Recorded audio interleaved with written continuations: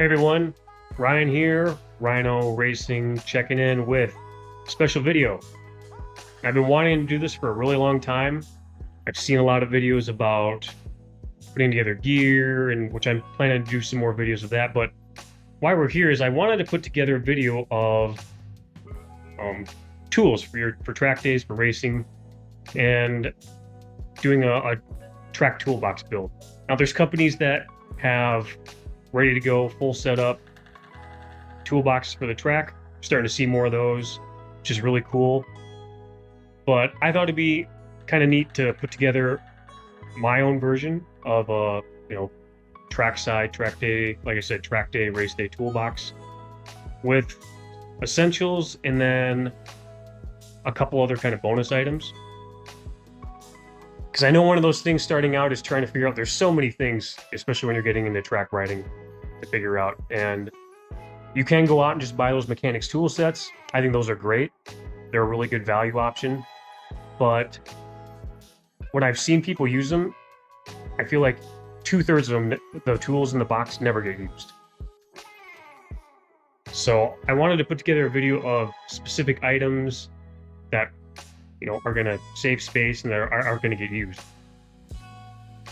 Because, it's all about being efficient, and you want to know you have the tools you need. You don't want to be digging around looking for tools and looking through stuff. Now, the route I went, obviously, is going to be a little more expensive than getting one of those ready-to-made toolboxes. But again, the point of this is to keep things efficient and light and just have the things that you need and the things you're going to use. And these are things that I've experienced over the years, that these are the things I always reach for. And I thought it'd be, again, a good idea to put that together and show you all. So let's run through the toolbox and tool setups. Oh, and again, I will have everything linked in the description below, where I got them and where you can find them. So if you want to put together the same kit or a similar kit, you can just go through the links below.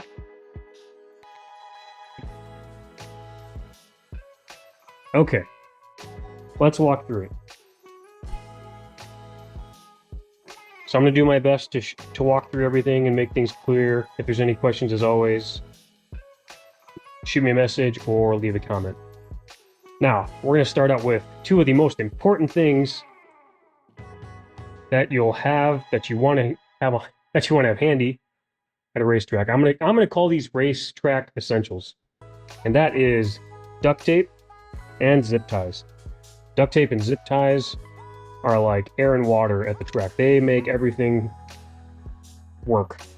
I cannot tell you how many times that I've used zip ties or duct tape or combination.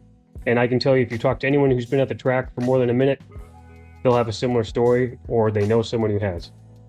So, first two things, duct tape, zip ties, make sure you have that.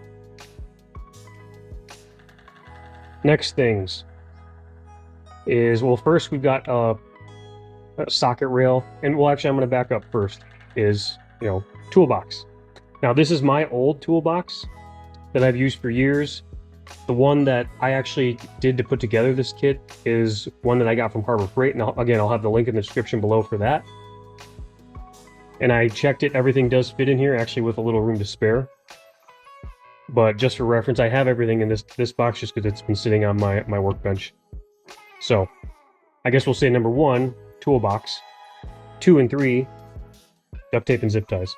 Now, getting back to sockets. Majority of bikes you'll see are going to be metric.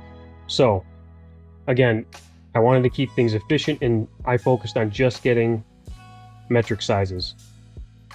So, I got a nice kit here that has, I got some long sockets, and these range from, looks like 9mm up through 19, and I got an extra one that's just for the front and rear axles. In this case, I put this kit actually together for my buddy Elliot, which you guys have seen in some of my other videos. I surprised him with it, and this is going to be his trackside toolbox. And it also is an added benefit to me, because then he's not using my tools. But that's why we have this extra socket here. So we've got a normal height set here. That one goes from 8, skips 9, goes all the way up until 19. Then I also got a set of swivel heads in all the major sizes. I got steps. We've got, 1/2 to 3/8, 1/4 to 3/8. And then I got Allen head sockets because I use these all the time at the track. So I wanted to make sure we had a set of those. Got some extensions. And again, these came in various kits. So like the extensions came in one kit with I believe with the swivel heads and the steps. And then this was all one. And this was another. And like I said, I got this separately. And then I got the Allen heads. And then I got a set of ratchets. So 1/4, 3/8, and 1/2. In this case, I used the Seda brand ones. I don't know how you can see that. And Seda, for those that don't know, is owned by a company that's called Apex Tools. They also own Gear Wrench. So same kind of quality, but just at a more affordable price. We did a breaker bar. In this case, it's got a swivel head on it for 3/8 and 1/2 inch. Did a set of wrenches. And this skips 9 and 15, but it goes all the way up from 8 to 19. And then these also came with a special like ratcheting open head that I was curious to try, so grabbed a set of those. And then over here we've got a torque wrench. So this one's a 3/8. Got a set of pliers. Got these from Harbor Freight. Got kind of the major things that you need, set of needle nose. Arguably, you probably want a smaller set, but it was affordable price for these with snips, so ended up going with that. Got an oil filter wrench. Got a utility knife. Got a rubber mallet, and then kind of like a ball peen rubber mallet. I'm not sure what the specific name for that would be, but that's what I'm calling it. Got a magnet tool, a pen, a permanent marker, magnetic tray, and then I did a screwdriver. What I did is I got one from this company called Vessel, which is a Japanese brand. And they're known to, since it's Japanese and most of the bikes, well, at least all the bikes that I've ridden are Japanese and that I own, the fittings on these and the heads are made to really fit well on Japanese brand, like motorcycles. So I don't tend to use a screwdriver a ton at the track.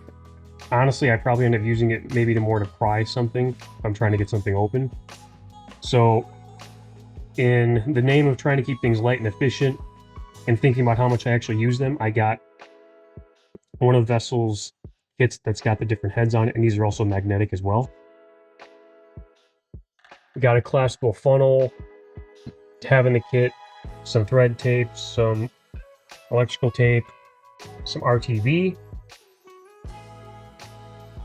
Got some safety wire and some safety wire pliers. Got a set of electrical pliers, a set of Allen keys, again metric. And then I passed this down to Elliot. It was kind of my rite of passage, I guess, passing things down. This is a 3/8 T handle from Motion Pro. And then some blue thread lock and a measuring tape. Now, the one thing I didn't add to this that I use quite often, but again, I was trying to keep things efficient and go with more of the essentials, is a set of like Allen headed T handles in like 4, 5, 6, 7 mil. I use those quite a bit, but I still will use, Allen keys, or I've got the Allen headed socket. So in this case, you can just use this and then put on the Allen head sockets. Again, that would probably be the only thing that I can think of off the top of my head that would include. Obviously, there's a lot of other things you could have, but to me, these are kind of the essential things that I would make sure that I have. Now, since we're dealing with, motorcycles and metric stuff, the one bonus item I would say, which is, I'm half joking, but I'm really not, is a nice 10 millimeter socket set.